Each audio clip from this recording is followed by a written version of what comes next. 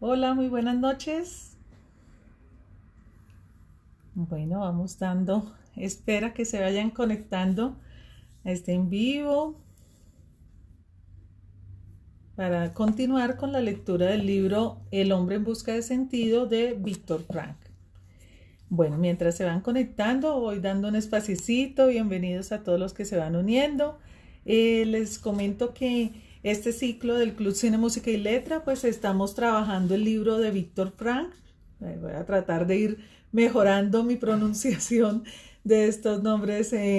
Y lo otro es que adicional al libro, estamos también en el club con la película La vida es bella, que también habla del mismo tema relacionado con la Segunda Guerra Mundial y digamos un poco la mentalidad que tiene pues, los prisioneros que estaban en los campos de concentración nazi. Y en este caso, bueno, hoy vamos a arrancar ya con el primer capítulo donde nos empieza a hablar Víctor Frank de todo este tema, ¿no? Bueno, bienvenidos. Quienes todavía no son miembros del club se pueden inscribir en la bio, ahí está en el Linktree el enlace. Cada jueves van a recibir una información y luego a final de mes vamos a tener un conversatorio con una amiga que es psicóloga especializada en logoterapia, que es la línea o digamos, la escuela, realmente así es que se llama, es la escuela de psicología que fundó Víctor Frank. Entonces, la logoterapia.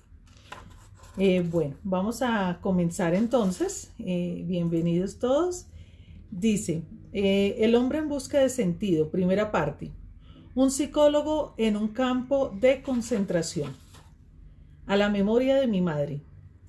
Un psicólogo en un campo de concentración. Este libro no pretende ser un informe sobre hechos y sucesos, sino el relato de experiencias personales, experiencias que han sufrido millones de personas una y otra vez. Es la historia del interior de un campo de concentración, contada por uno de sus supervivientes. No se ocupa de resaltar los grandes horrores que en otros lugares ya han sido descritos exhaustivamente, y no siempre se han creído, sino que se detiene en los pequeños sufrimientos diarios. En otras palabras, intentará responder a la pregunta ¿cómo se veía afectada la psicología del prisionero por el día a día en un campo de concentración? La mayoría de los sucesos que aquí se describen no ocurrieron en los grandes campos, los más famosos, sino en los pequeños, donde tuvo lugar la mayor parte del exterminio real. Este no es un libro sobre el sufrimiento y la muerte de grandes héroes y mártires o prisioneros de renombre, ni sobre la crueldad de los capos, prisioneros especiales que gozaban de la confianza de los guardias de la SS. No se ocupa, por tanto, del dolor de quienes ostentaban algún poder, sino de los sacrificios, el padecimiento y la muerte de muchas víctimas anónimas y olvidadas. Los capos despreciaban particularmente a estos prisioneros normales y corrientes, y a aquellos sin un brazalete distintivo en la manga. Mientras que estos reclusos comunes no tenían nada o casi nada que llevarse a la boca, los capos nunca pasaban hambre. De hecho, para muchos capos, su estancia en el campo fue la mejor etapa de su vida, antes y después del cautiverio. A menudo trataban a los prisioneros con mayor crueldad que los guardias y los golpeaban con más saña que los miembros de la SS. Los capos eran elegidos exhaustivamente entre los reclusos cuyo carácter y actitud revelaban que eran aptos para tales procedimientos, y si no cumplían su cometido enseguida se los destituía. En poco tiempo se asemejaban a los guardias y a los miembros de las SS, hasta el punto que se los puede incluir en un mismo perfil psicológico. Bueno, aquí como él lo dice, el capo tiene que ver con un nombre que digamos que se utiliza en alemán y que correspondía pues efectivamente a los prisioneros que colaboraban con las tareas represivas y de control del campo. Bueno, nos dice selección activa y pasiva. Quienes nunca han pisado un lawyer se hacen una idea equivocada de la vida en un campo de concentración, mezclando sentimentalismo y compasión. Desconocen la lucha por sobrevivir que extenuaba a los prisioneros, especialmente en los campos pequeños, la lucha diaria por un trozo de pan, por mantenerse vivo o salvar a un amigo. Tomemos como ejemplo un traslado oficialmente anunciado para llevar a cierto número de prisioneros a otro campo. No era difícil adivinar el destino de esos prisioneros, la cámara de gas. Se seleccionaba a los enfermos, a los más débiles, a los que no podían trabajar, para enviarlos a uno de los grandes campos centrales equipados con cámaras de gas y crematorios. El anuncio del traslado suponía la señal que desencadenaba una encarnizada lucha entre los prisioneros o entre distintos grupos para conseguir del modo que fuera tachar de la lista el propio nombre o el de un amigo. Todos éramos conscientes de que había que encontrar otra víctima para sustituir el número borrado. La cantidad estipulada de trasladados no podía alterarse. Seguir vivo exigía la muerte de otro. A las autoridades del Lodger solo les importaba que se cubriera cada traslado con el número previsto de prisioneros. Les daba igual quiénes estaban incluidos en la lista. Los prisioneros eran número y eso era lo que constaba en el traslado. Al entrar en el Lodger, ese era al menos el método practicado en Auschwitz, se despojaban a los prisioneros de todas sus pertenencias, incluidos los documentos de identificación, circunstancia que algunos aprovecharon para adoptar otro nombre o atribuirse una profesión igualmente ficticia. Y por los más diversos motivos, muchos lo hacían. A las autoridades del campo les interesaba únicamente el número del prisionero, un número que tatuaban en la piel y que había que llevar también cosido en un determinado lugar del pantalón, la chaqueta o el abrigo.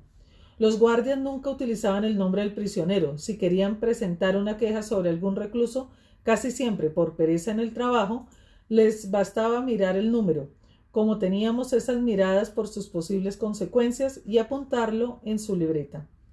Volvamos al convoy a punto de partir. No teníamos tiempo ni ganas para consideraciones morales o éticas.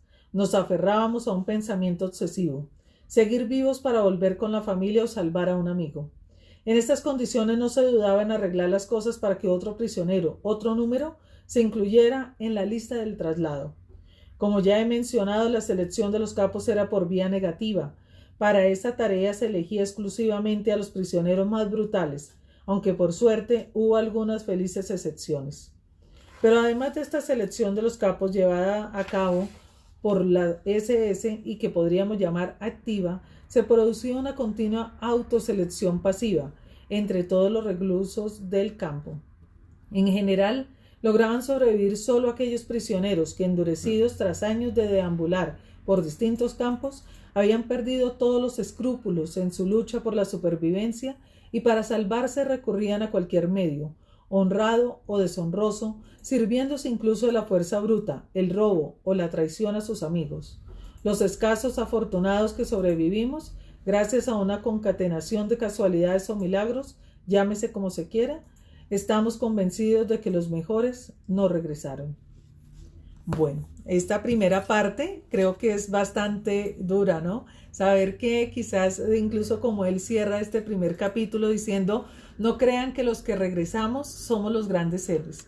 Somos quizás los menos buenos, porque los que eran más buenos, los que no fueron capaces quizás de hacer este tipo de manejos, de en un momento dado tomar la decisión de borrar un número para poner otro, pues fueron los que fallecieron. A veces creemos siempre que cuando se sobrepasa este tipo de situaciones, creemos que los que sobreviven son los mejores seres humanos, y eso nos lo muestran mucho, sobre todo en las películas, ¿no? A veces las personas los héroes, siempre pues se busca exaltar, digamos, esas cualidades humanas, y sin querer cuestionar, aquí nos empieza a mostrar unos rasgos que quizás las personas que nunca hemos estado afortunadamente en una situación de estas, pues no somos capaces a veces de comprender que por buscar sobrevivir se es capaz a veces de todo, ¿no?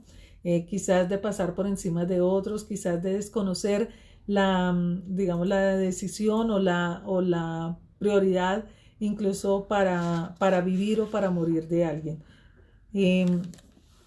Aquí se me apagó la luz, a ver qué pasó. Permítame un momento.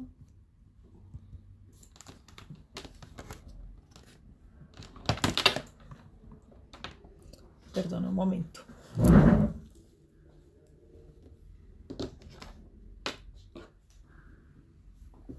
No te quedas mejor prender todas las cosas. Espera acá, no. Ya.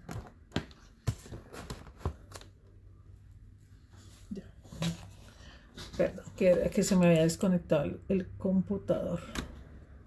Ahora sí creo. Ya, ahora sí. Bueno, listo.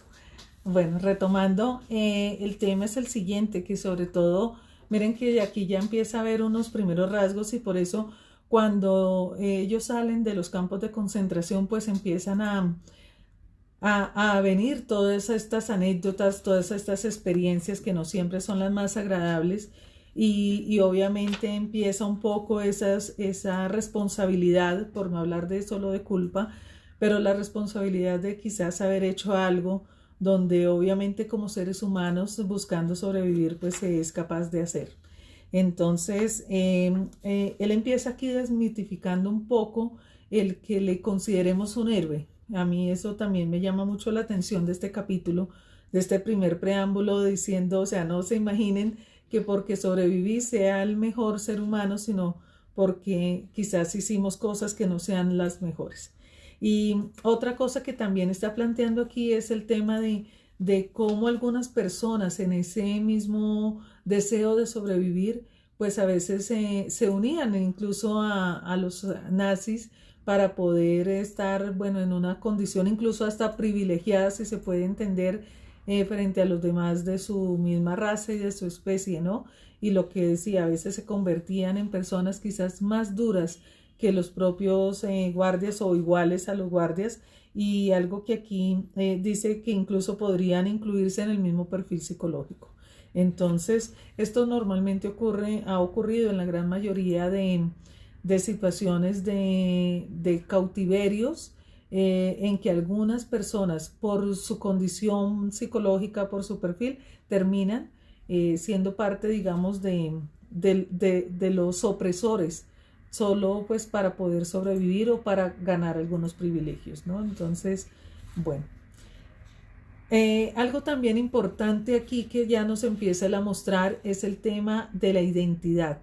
Mire que él dice, nos quitaron los documentos de identidad, nos quitaban todo. Recuerden que nos muestran incluso en la película de En busca de perdón, La vida es bella, nos están mostrando ahí que cuando ellos llegan para pasarlos a un proceso de limpieza inicial, les hacen retirar su ropa y les quitan absolutamente todos los documentos. Ese retiro de los documentos de identidad y de marcarles con un número es parte de esa deshumanización también que se hace por parte del captor. Y esa deshumanización tanto del captor para entender que no es un ser humano el que está ahí, sino es un número. Es la misma que ocurre también a la persona porque empieza a entrar en ese proceso. Algo valiosísimo para el ser humano es sentirse identificado, es tener un nombre, es tener una identidad, es tener un enraizamiento en una tribu, en un área. Ese proceso de enraizamiento es supremamente importante para el ser humano y es como que si te arrancaran, es como un árbol que si tú lo arrancas de las raíces y lo quitas y luego lo vuelves a descargar en la tierra, por más que sea, está desconectado.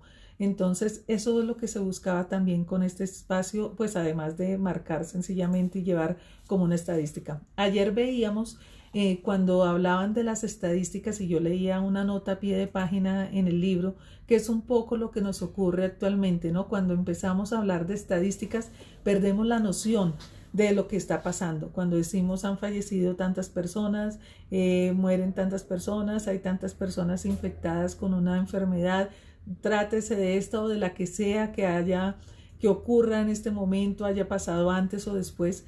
Siempre cuando hablamos de números, como que buscamos un poco a veces desconectarnos y sencillamente las estadísticas a veces no nos dan una proporcionalidad, a veces se nos olvida el margen y la contundencia de esas cifras. Por eso es tan importante la identificación de la persona, por eso es tan importante el saber, el reconocer el nombre, por eso es tan importante el podernos mantener en una identidad como tal, y es una de las primeras, digamos, dignidades que tiene el ser humano, y que va a empezar, como lo vamos a ver aquí en el libro, va a empezar a ser el punto importante también que nosotros debemos siempre reconocer frente al ser humano. O sea, el nombre es parte de esa identidad en este plano terrenal y que empieza a marcar ese reconocimiento de la otra persona. Por eso es tan importante siempre que hablemos con las personas por el nombre. Ojalá, sé que a algunas personas se nos dificulta a veces más aprendernos los nombres que a otros, pero tratar de siempre reconocer a las personas de esta forma. Y porque definitivamente, bueno, en estos casos, y ayer lo decíamos, cuando nosotros empezamos a entender, por ejemplo, en este proceso que estamos en este proceso de la pandemia, cuando la persona ya no es un número, sino que es alguien de tu familia, cuando es alguien que está cercano a ti, cuando es una persona que tú quieres, un amigo, un compañero de trabajo, alguien que tú conoces, eso ya empieza a ser diferente a la estadística, empieza a ser diferente al número y es parte de también no perder la humanidad. Como vamos a ir viendo en la logoterapia, una de las cosas es que esto hace parte de la logoterapia, de empezar a pensar que el sentido de la vida tiene que ver con identificar y con no deshumanizarnos, no dejar de ser quien somos, no dejar de que nos duela el que haya alguien cerca. A mí me emociona a veces esto porque la verdad a veces cuando vemos las estadísticas sencillamente pensamos en números, pero cuando entendemos que el que está al lado tuyo es parte de los que están siendo, que debemos despedir de este proceso, pues bueno, ahí empieza a cambiar la estadística, a ponerle nombre, así sea a uno de esos números que vamos encontrando. Por eso, bueno, como les decía, empieza a ser tan importante esto que nos cuenta él aquí. Y ahora viene otra parte que dice: el informe del prisionero número 119-104, un ensayo psicológico. Debo resaltar que este texto, el informe del prisionero número 119-104, no pretende contar mis vivencias en el campo de concentración. Mi intención es describir, en virtud de mi experiencia y desde mi perspectiva de psiquiatra, cómo vivía el prisionero normal en el campo y cómo esa vida influía en su psicología. Al describir desde la profesión psiquiátrica la psicología del prisionero medio, debo señalar, no sin orgullo, que yo fui un preso ordinario. Allí no ejercí la psiquiatría, ni trabajé como médico, excepto en las semanas anteriores a la liberación. Unos pocos colegas tuvieron la suerte de ser reclutados para aplicar rudimentarios vendajes de papel en puestos de primeros auxilios, con la ventaja de que podían gozar de una precaria calefacción. Pero yo permanecí la mayor parte de mi tiempo de internamiento cavando y tendiendo traviesas para el ferrocarril. En cierta ocasión me asignaron la tarea de abrir un túnel bajo una carretera para la instalación de una tubería, sin ninguna ayuda. Este trabajo no quedó sin recompensa. Me reportó 2 llamados, cupones de regalos, que recibí antes de la Navidad de 1944. La empresa constructora pagaba a las autoridades del Lodger un precio fijo por día y prisionero. Prácticamente nos habían vendido como esclavos. Nos daban cupones de regalo que a la empresa le costaban unos 50 pfennig cada uno. No conozco bien esa moneda. Los cupones constituían un preciado capital, ya que durante varias semanas, aunque se corría el riesgo de que perdieran su valor, se podían canjear por cigarrillos. Un cupón equivalía a 6 cigarrillos. Me convertí en el afortunado propietario de 12 cigarrillos, y esos valiosísimos cigarrillos a su vez podían cambiarse por 12 raciones de sopa. Y esas raciones de sopa eran un remedio para el hambre, al menos durante 2 semanas. Los reclusos comunes nunca fumábamos los cigarrillos conseguidos, se cambiaban por alimentos. El privilegio de fumar con una cuota asegurada estaba reservado a los capos. A veces también algún prisionero que trabajaba de capataz en un almacén o taller recibía cigarrillos como compensación por alguna tarea peligrosa. Pero si un recluso fumaba, se juzgaba un mal presagio. Significaba una evidente pérdida de su voluntad de vivir, la intención fatal de disfrutar de sus últimos días. Declaraba su renuncia a sobrevivir y, perdida la voluntad, raramente se recuperaba. Hay una abundante literatura publicada sobre los campos de concentración. Este ensayo se ha concebido como un enfoque menos usual, describir las experiencias de un hombre, trazar la psicología de sus vivencias. A quienes fueron liberados de los campos intentamos explicarles esas experiencias a la luz del conocimiento psicológico actual.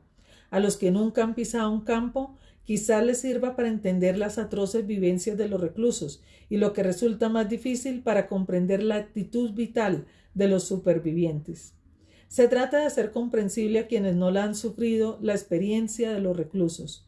Los antiguos prisioneros suelen decir, no nos gusta hablar de nuestras experiencias. Los supervivientes no necesitamos ninguna explicación y los demás no comprenderían cómo nos sentíamos en el campo y cómo nos sentimos ahora. Es enormemente difícil una presentación sistemática del tema, pues como toda ciencia, la psicología exige distanciarse de los hechos. ¿Cómo conseguir, siendo al mismo tiempo observador y prisionero, el distanciamiento necesario?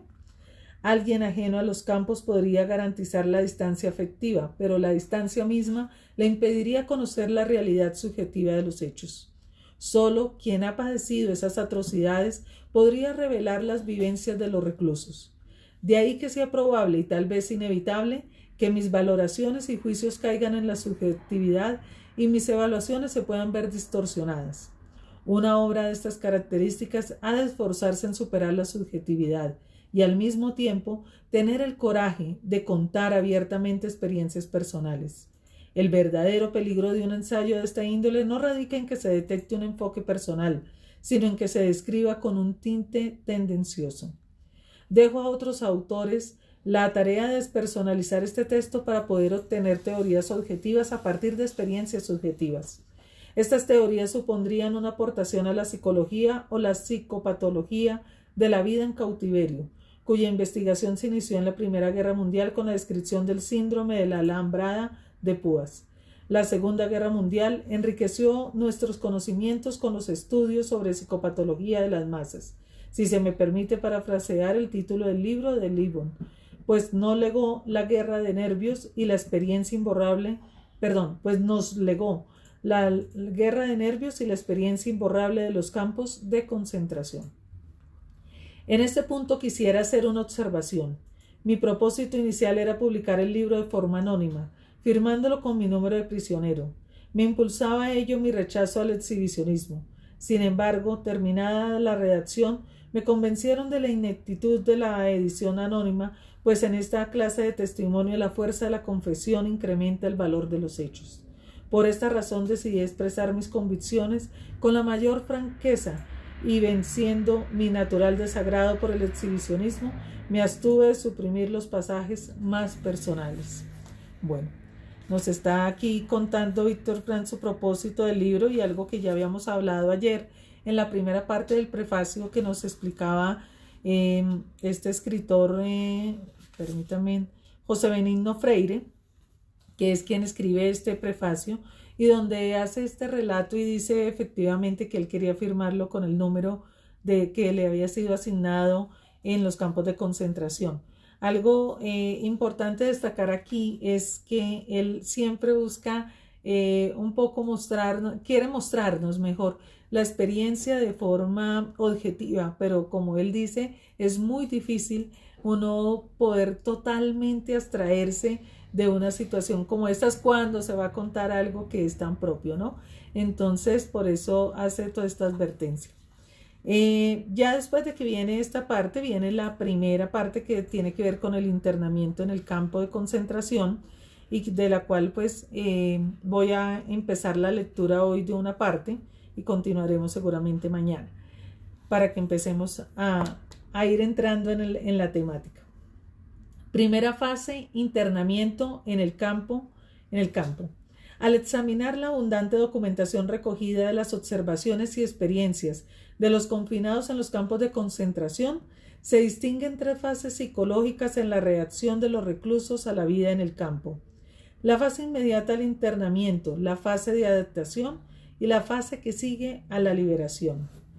Estación de ferrocarril de Auschwitz. El síntoma característico de la primera fase es el shock. En ciertas situaciones, ese shock puede preceder a la entrada del recluso en el campo. Ofreceré como ejemplo las condiciones de mi propia llegada al campo. 1500 personas fuimos transportadas en un tren durante varios días con sus noches. En cada vagón se hacinaban 80 personas tendidas sobre su equipaje, lo poco que conservábamos de nuestras pertenencias. Los vagones estaban tan repletos de gente que solo quedaba despejada la parte superior de las ventanillas, por donde entraba la claridad gris del amanecer. Todos creíamos que nos llevaban a una fábrica de munición como empleados para trabajos forzosos. No sabíamos siquiera si seguíamos en Silesia o si habíamos entrado ya en Polonia. De pronto el silbato de la locomotora sonó con un aire misterioso, como un lamento de compasión por el cargamento destinado a la desgracia. El tren realizó una maniobra y aminoró la marcha. Estábamos entrando en una estación. Entonces se escuchó un grito angustiado. Hay un letrero que dice Auschwitz. Sentimos que nos paralizaba el corazón. Auschwitz, ese nombre evocaba las mayores atrocidades: cámara de gas, hornos crematorios, el exterminio. El tren seguía avanzando despacio, casi vacilante, como si tratara de evitar a los pasajeros la constatación de la atroz evidencia. Auschwitz. La claridad de la mañana dejaba ver los contornos de un inmenso campo, una larga extensión de alambre de espino, las torretas de vigilancia, los potentes focos y las interminables filas de andrajosas figuras humanas pardas bajo la luz grisácea del amanecer, arrastrándose sin rumbo por las desoladas calles del campo hacia un destino incierto. Se oían voces aisladas y silbatos de mando. No sabíamos qué significaban. Imaginé caldazos con cuerpos colgados de una cuerda. Me estremecí de horror, pero la realidad no iba a diferir de lo imaginado. Lentamente teníamos que acostumbrarnos a la inmensa y terrible barbarie.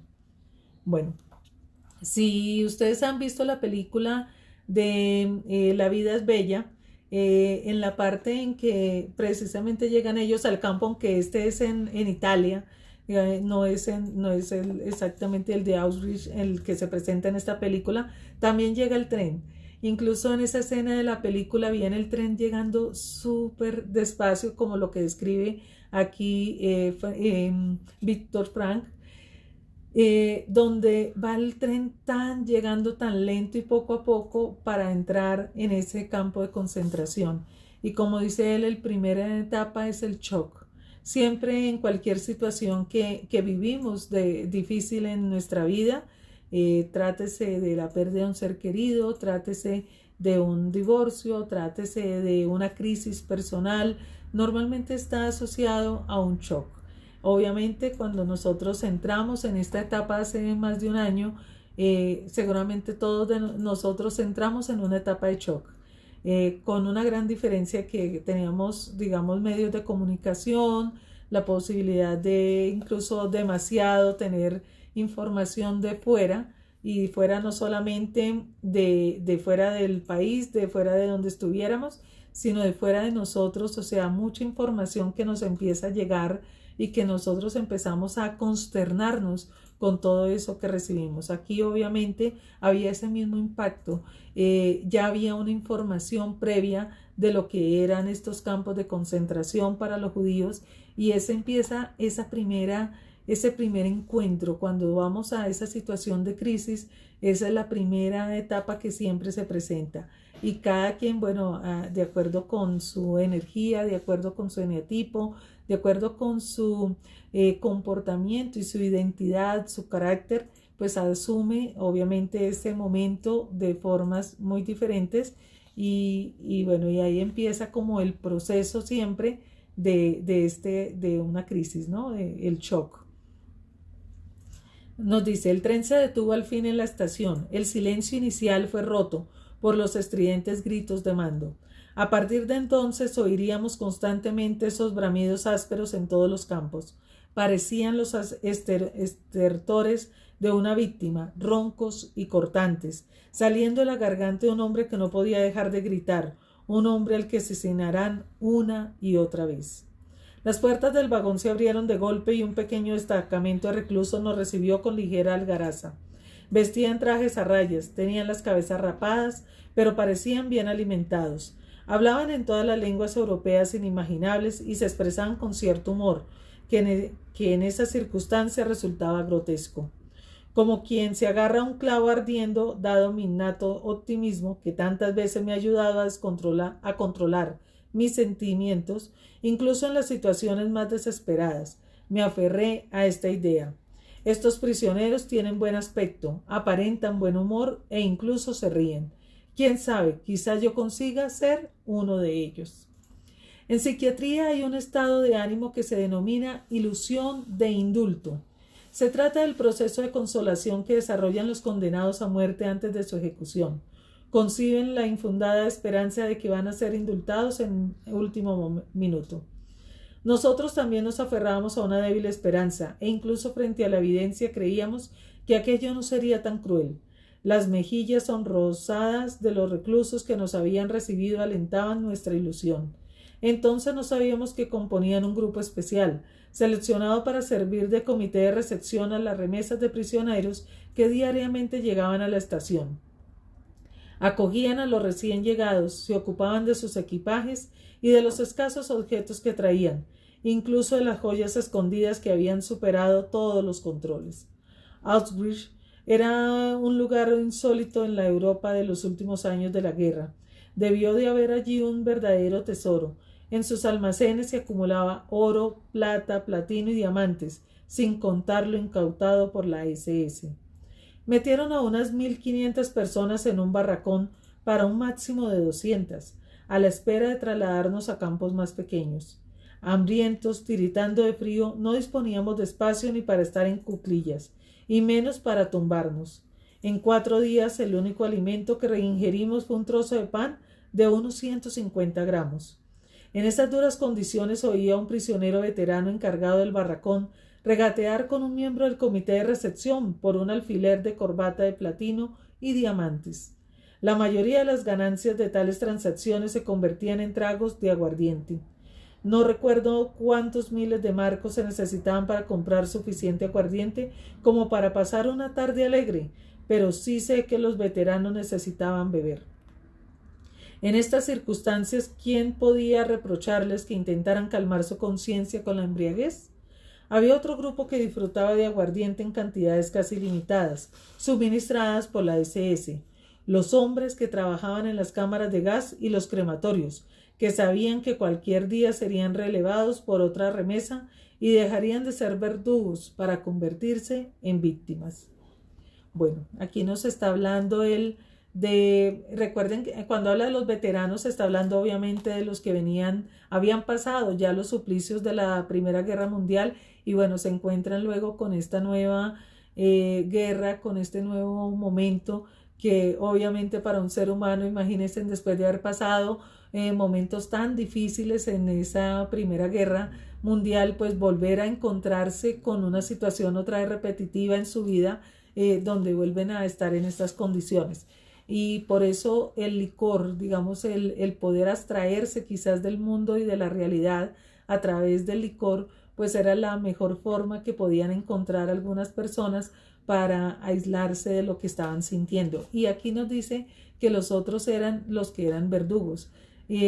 Si uno se pone un poco en esos zapatos, o sea, de tratar de entender qué se siente estar exterminando a tu propio pueblo, qué se siente estar desconectado de esas otras almas que hacen parte de tu raza, pues debe ser muy, muy difícil y por más, digamos, duros que sean algunos seres humanos, pues de todas formas estar allí en esta condición de ser parte de los verdugos y de los que llevan a las cámaras de gas y a los crematorios a otros judíos, pues solamente puede ser llevadero con licor, ¿no? Entonces, y además saber que en cualquier momento también podían pasar de estar allí conduciendo, digamos, los crematorios y las cámaras de gas, pasar a ser víctimas.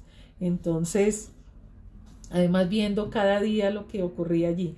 Y esto quiero traerlo a colación porque es un poco, en estos días se veía un mensaje de una amiga que es médica y lo quiero traer a colación. Obviamente son circunstancias diferentes, pero es también para traer un poco de conciencia de lo que nosotros quizás como seres humanos a veces somos tan impertinentes en nuestra vida y no tenemos en cuenta que quizás toda el exponernos en algún momento a esta condición, bueno, en este caso del virus del COVID-19, pues va a hacer aumentar el número de personas que van a unas salas de emergencia, a unos hospitales, a las UCIs, y los médicos, realmente el cuerpo médico en el mundo está cansado, está agotado y no pueden parar.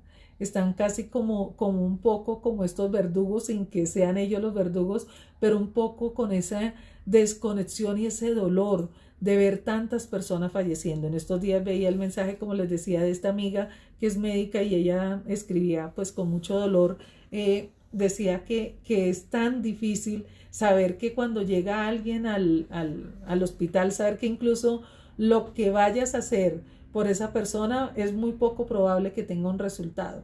Y yo la verdad me ponía mucho en los zapatos de ella, me emociono porque trato de ponerme en los zapatos de esta persona y digo, wow, no sé yo qué haría si yo tuviera que llegar a ver personas que lleguen a un centro de salud y saber de entrada que esas personas van a tener muy pocas posibilidades de sobrevivir.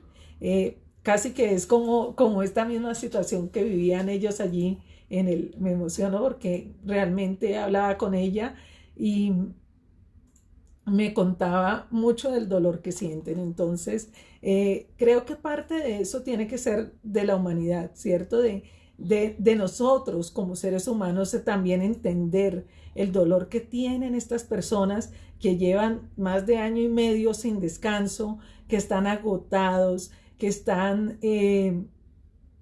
extenuados, porque realmente esa es la palabra.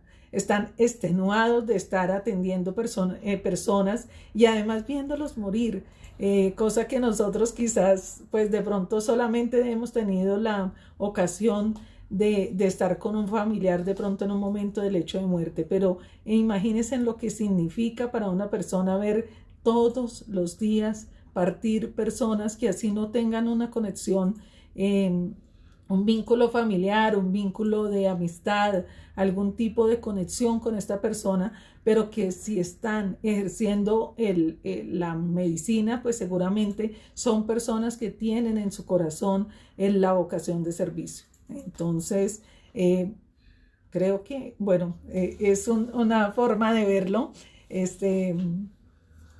de relacionar, digámoslo así. Me conmueve mucho esto. De relacionar ese espacio que ellos están viviendo y por supuesto muchas otras personas que también hacen parte de todo este andamiaje, digamos, del ser humano, del sistema, que fallecidos, de las morgues, de un sinnúmero de espacios donde las personas es muy difícil estar viendo todos los días personas partir. Entonces, como me lo decía mi amiga, dice, cuando uno estudia medicina, uno estudia para salvar vidas, no para sentirse tan maniatado ante diversas situaciones. Y yo creo que eso también, a veces el dolor que nosotros sentimos como seres humanos, es un poquito trasladarlo también a entender lo que puede estar sintiendo otro ser humano.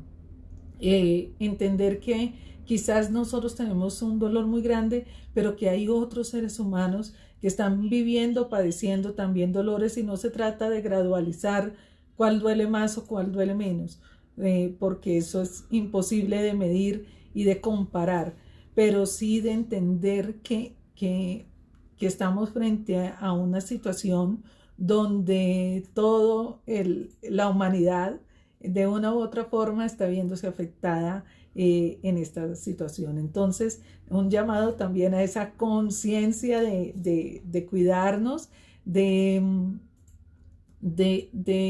ser cautelosos, de tener amor, yo creo que por todo el prójimo y por nosotros mismos, haciendo la mejor cuidado y prevención que podamos hacer. Eh, Eso pues realmente creo que es, y por eso hay muchos médicos que terminan muy extenuados en estas circunstancias pues que llevan, como les digo, mucho tiempo y realmente son muy pocas las horas de descanso que han tenido. Yo la verdad lamento que nosotros como seres humanos nos desconectamos de las situaciones. Yo no sé si muchos de ustedes se acuerdan que recién cuando empezaba la cuarentena, recién cuando empezaba todo esto, empezamos a compartir imágenes de cómo estaban los médicos incluso marcados. Había una imagen sobre todo de una niña médica, creo que era de Italia, que tenía su rostro marcado por la mascarilla, de estar todo el tiempo con ella puesta pues para poder atender a los pacientes, y era algo que se volvió viral, pero en este momento nos acostumbramos a eso, nos acostumbramos y ya no vemos las circunstancias, ya no reconocemos en el otro ser humano esas situaciones que está viviendo. Y parte de esto que quiero dejar hoy es eso, empezar a volver a recobrar, digámoslo así, la humanidad. No se trata de que nos pongamos a llorar ni de que nos pongamos a sufrir por los demás, sino que sí tengamos esa cuota de conciencia humana de que definitivamente siguen estando estas personas en estas condiciones donde están atendiendo, donde están exponiendo su vida a cambio de poder darle por lo menos unos cuidados a veces a personas antes de que puedan partir. A veces no saben que no hay posibilidades mayores de recuperación, pero por lo menos tratar de hacer el esfuerzo por recuperar eso. Yo creo que eso es lo valioso de este espacio, de este momento que estamos viviendo, de tener la sensibilidad de ser humanos. Bueno, eso quería dejarles hoy. Mañana seguimos con otra parte relacionada con este espacio de la primera etapa del proceso de reclusión, que tiene que ver con esa etapa de encuentro y de choque con el mundo, y que hoy, como les decía, mi propósito hoy es que nos quedemos con ese mensaje de qué estamos haciendo cada uno de nosotros para facilitar o para no ser parte, digamos, del mundo, del caos que se sigue presentando en el mundo. Creo que quizás nos acostumbramos, y eso es lo más difícil, y por eso hago tanta referencia al tema del nombre y la diferencia frente a las estadísticas. O sea, no podemos seguir pensando en los seres humanos como números, sino como seres humanos. No podemos seguir pensando en esto de que es una estadística más y esto ya pasó y bueno, y aquí cada día se cuentan unas personas, y ya cuando nosotros no estamos teniendo conciencia de lo que es, no por el número de personas que fallecen, sino conciencia de lo que estamos haciendo en nuestra vida. Conciencia de que hoy estamos aquí, mañana no sabemos si vamos a estar aquí. Conciencia de cómo estamos viviendo nuestra vida y de cómo estamos aportando al mundo con cada una de las cosas que nosotros hacemos desde nuestro pequeño espacio en el que estamos. Tener conciencia también de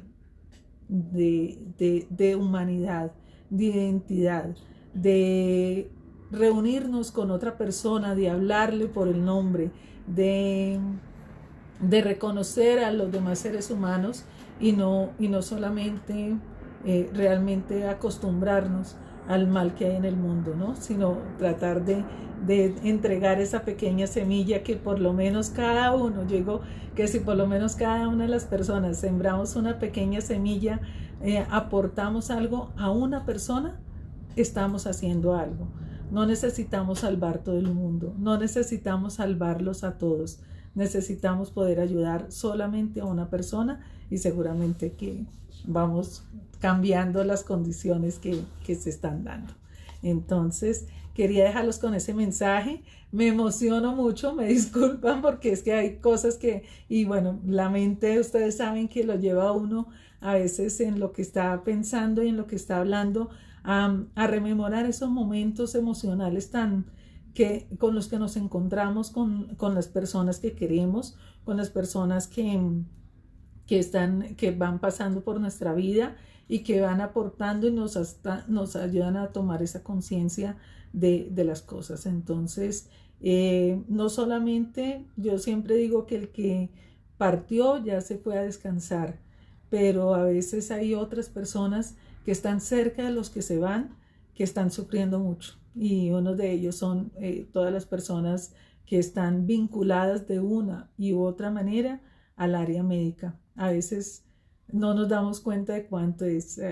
Un día les contaré otra historia de alguien que ni siquiera está en el servicio directamente, pero que en su empresa, en una empresa prestadora de servicio de salud, el volumen de trabajo es supremamente impresionante a raíz de esta cuarentena, y que solamente cuando yo hablé con ella fue que me fui consciente del volumen de cosas que se mueven a través de esa circunstancia en la que ella se encuentra. Entonces, bueno, ese es parte de lo que hoy quería dejarles.